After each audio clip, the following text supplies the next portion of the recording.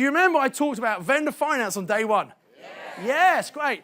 And it was really cool because, they can help you. They might have no mortgage. They help fund the deposit or maybe in the entire purchase. And they become a bit like the bank. You have a mortgage with them instead of the bank, right?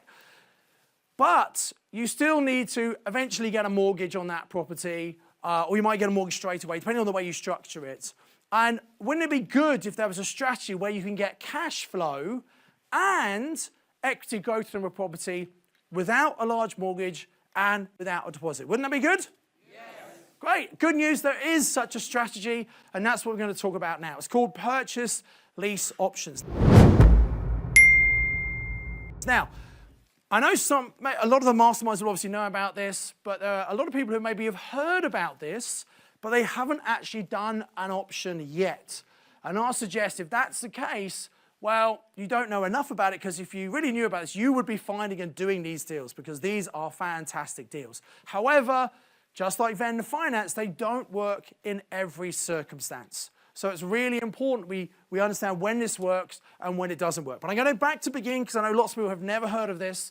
And this is a massively misunderstood and underutilized strategy that I want to share with you, okay?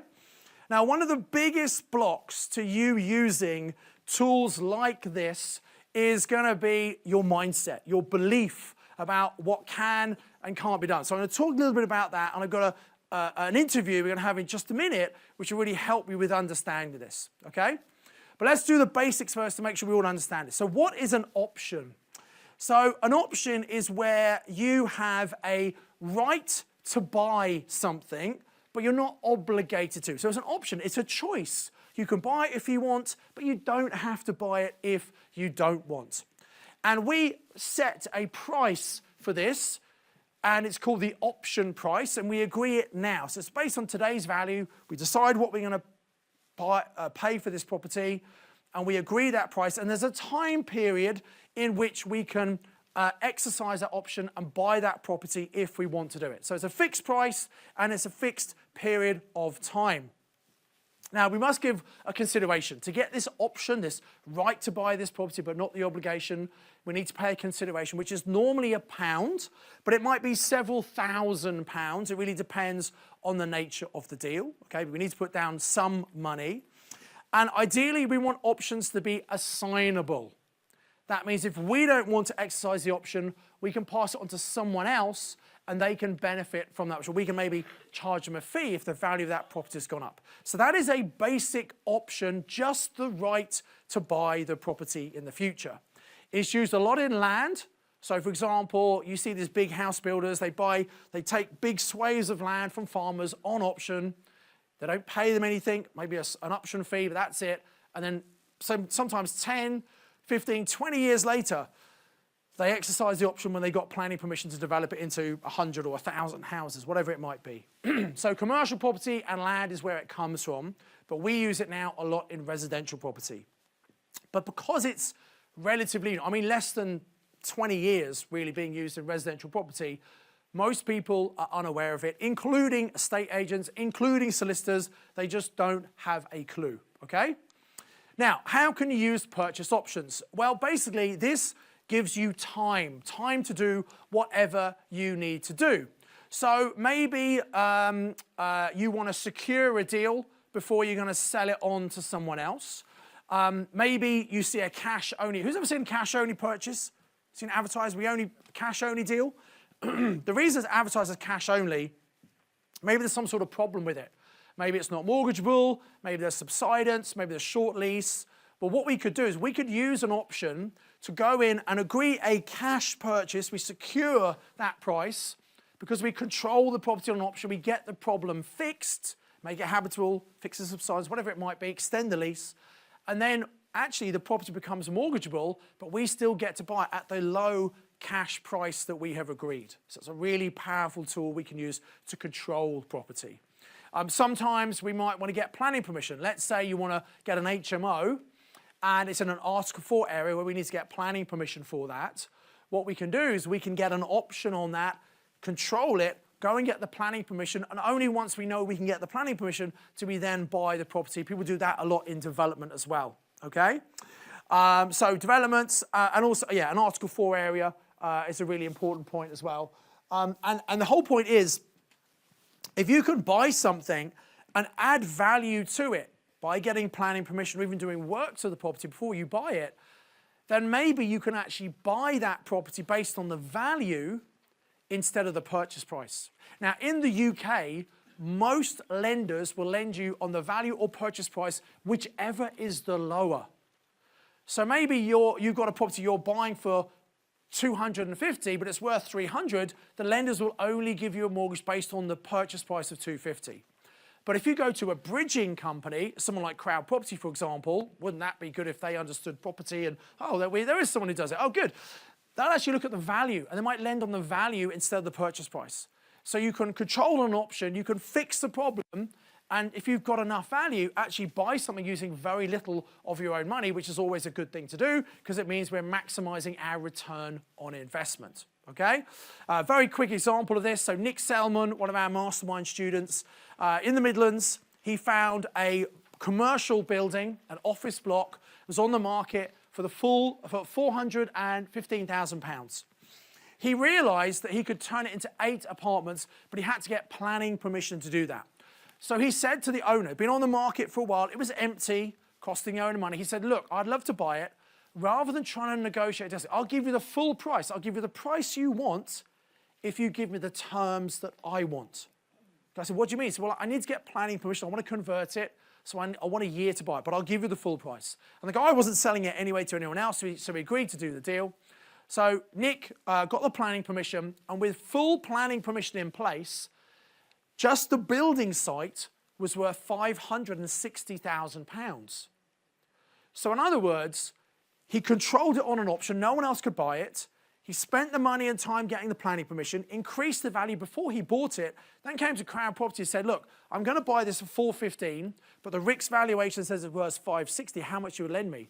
Crowd Property said, well, we'll look at the value. They lent him £400,000 towards the purchase price, so a very small amount of money for him to put in, and they gave him 100% of the build costs. And he developed it and sold it on and made lots of money, right? So I just want to plant the seed in your head that maybe you can add value before you actually buy, as long as you control the property, okay? So that's a purchase option.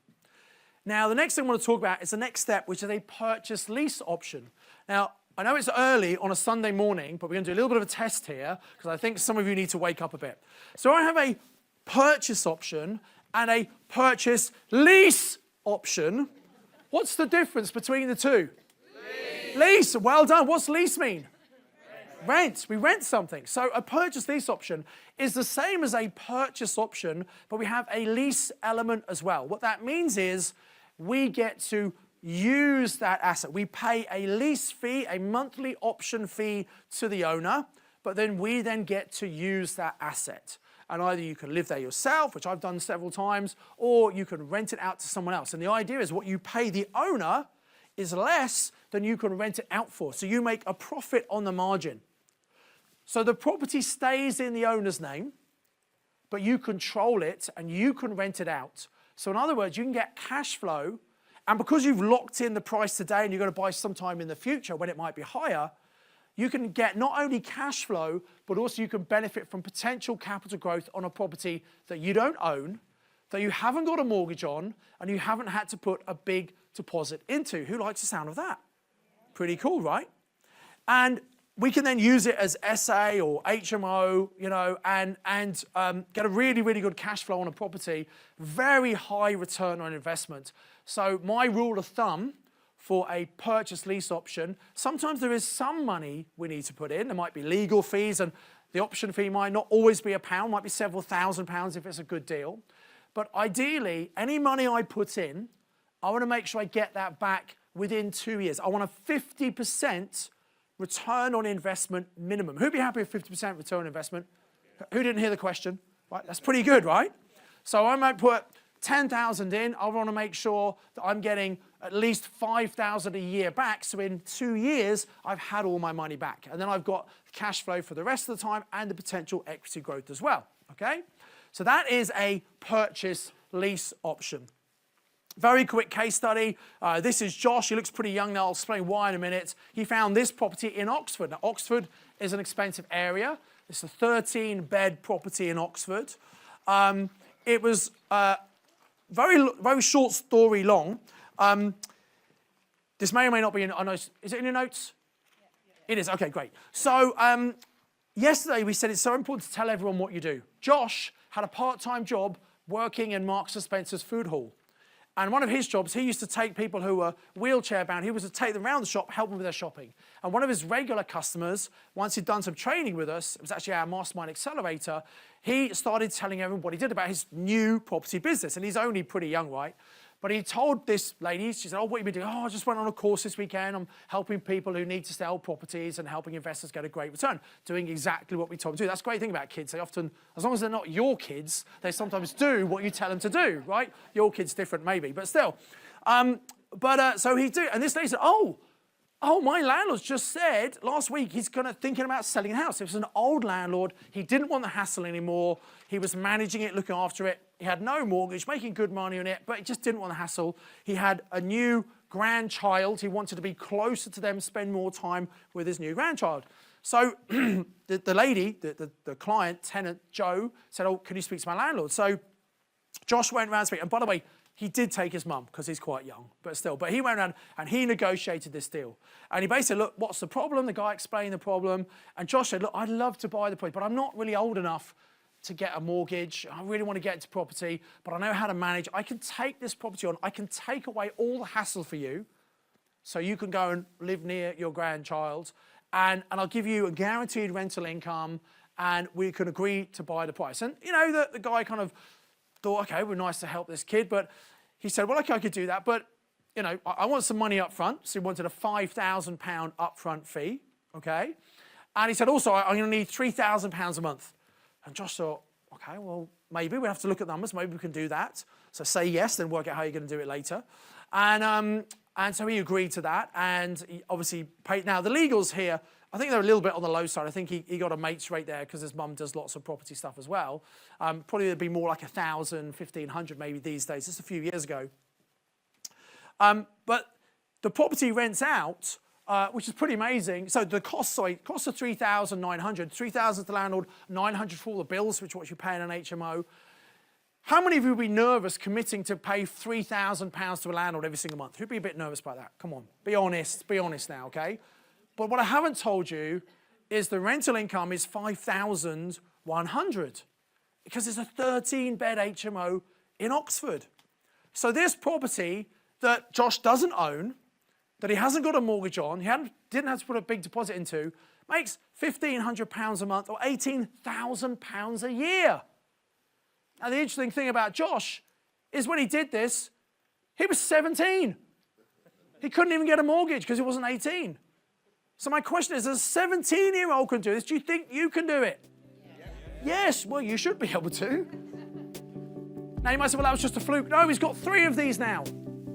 This was the first one he did. He's now at college. He's the richest student at college. He's not going to leave college with debt. He's going to leave college with money in the bank. How cool is that? So this is a very powerful strategy, which once you know how to do this, you can do this properly as well. I do hope you got massive value from watching this YouTube video.